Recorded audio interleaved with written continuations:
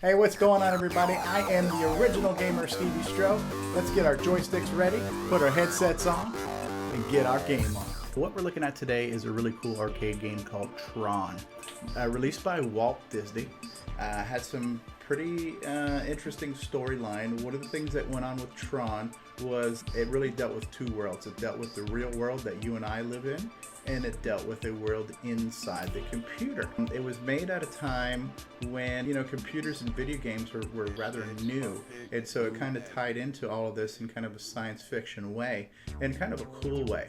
And so the people who were computer programmers that wrote software, they were known as the users, and their program looked just like them inside the computer world. They had a digital avatar of themselves that lived in the computer.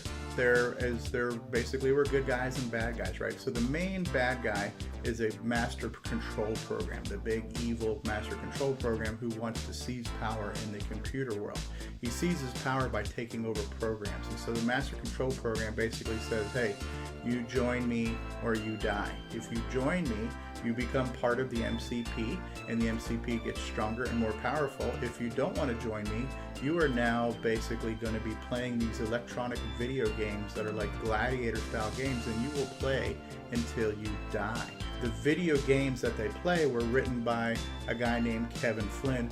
Kevin Flynn was played by Jeff Bridges, and so Kevin Flynn wrote these games that created this world, and the world has just kind of run amok. There's a lot of cool things going on in the real world, in the computer world. Kevin Flynn gets sucked inside the computer world and then has to kind of fight his way out and all kinds of cool stuff like that.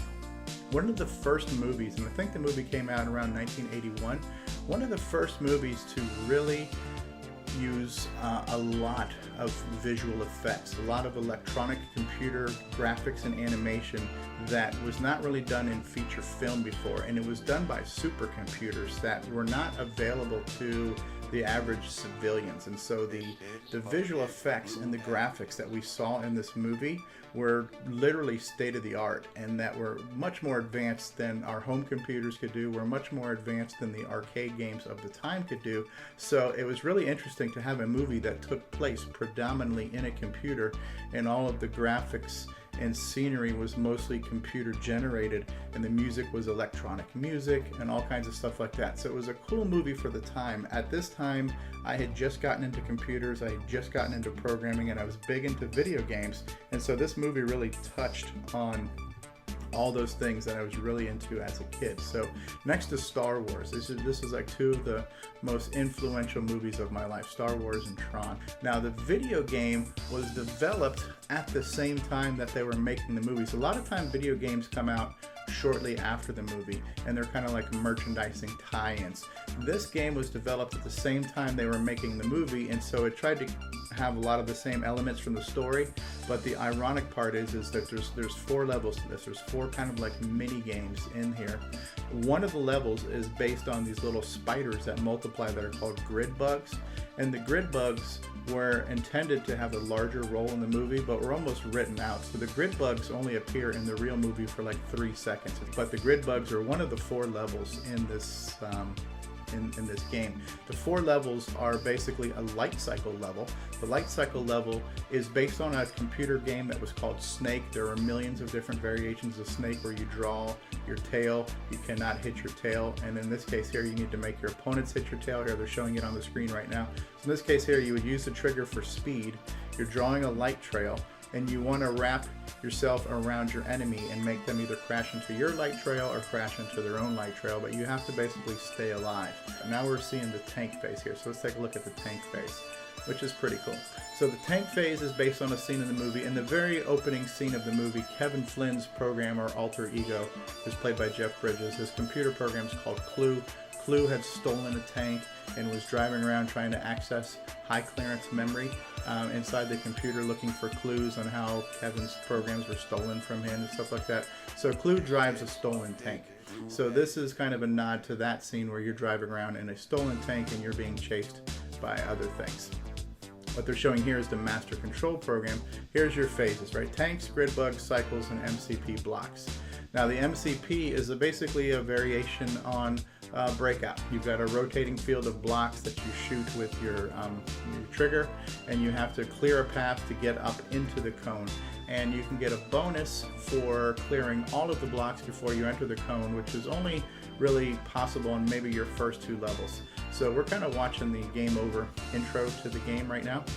In the arcade, your primary controller was a joystick with a trigger like you see on the screen here. You had that, and then you also had a dial that you could turn 360 degrees. So you kind of controlled like this and turned.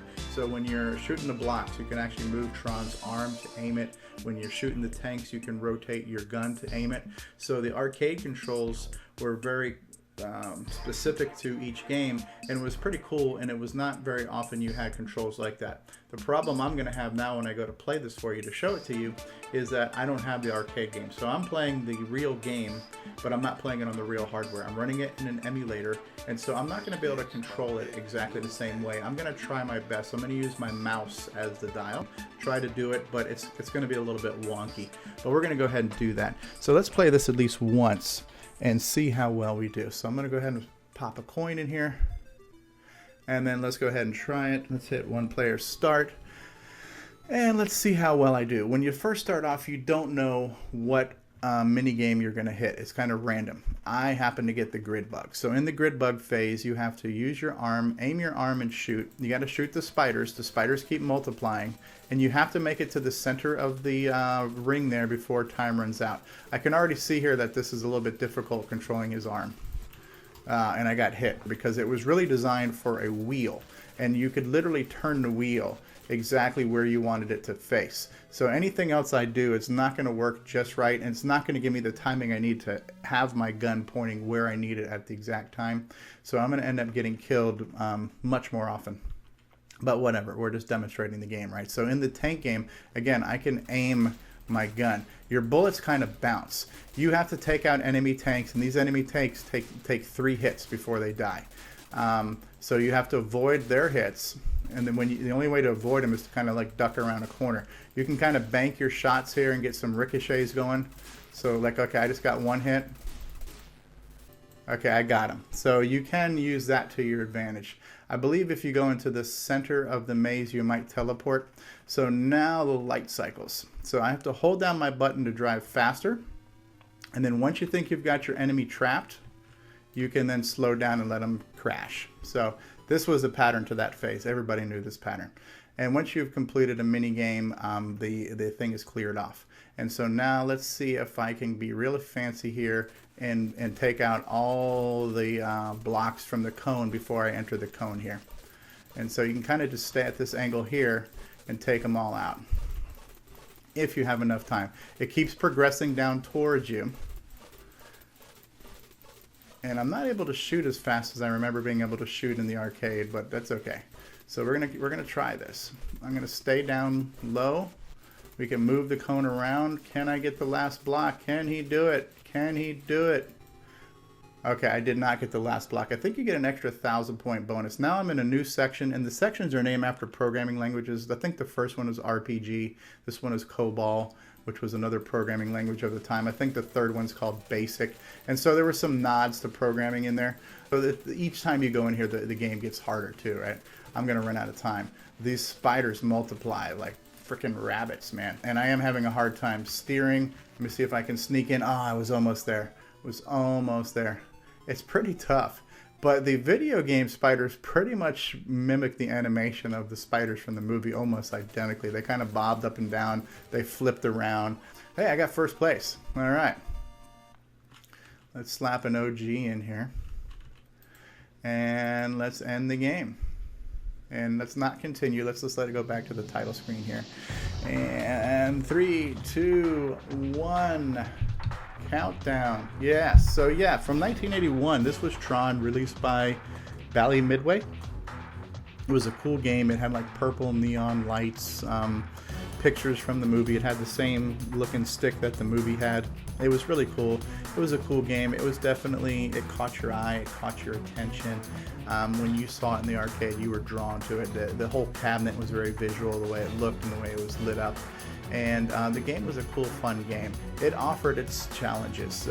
Each time you repeated the rounds and you had a whole new force set of things to do, they kept raising the bar. You went from 1 tank to 3 tanks to faster tanks. You went to, I think at one point in time you got like 5 or 6 tanks in the maze. At some point in time those tanks were replaced with recognizers, which were these horseshoe shaped bad guy spaceships from the movie as well.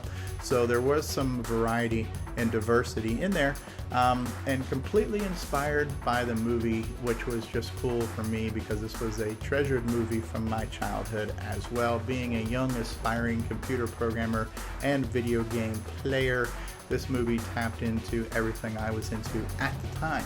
So I hope you enjoyed this preview of Tron from 1981, released by Bally-Midway, based on a movie by Walt Disney Pictures. And I have been the original gamer, StevieStrow. Thank you so much for watching. I hope you enjoyed this video. And if you did, mash that like button and give it a big fat thumbs up. If you have not already subscribed, hit that subscribe button. If you got something you'd like to say, throw out a comment. Tell me what you thought about this video and tell me what you'd like to see next. And I'd really love it if you could share this video with your friends. Help me grow my channel. And if there's anything else you need to know about me, visit my website, ogStevieStrow.com. Until the next time, I will see you all later. May the force be with you. Peace out and bye-bye now.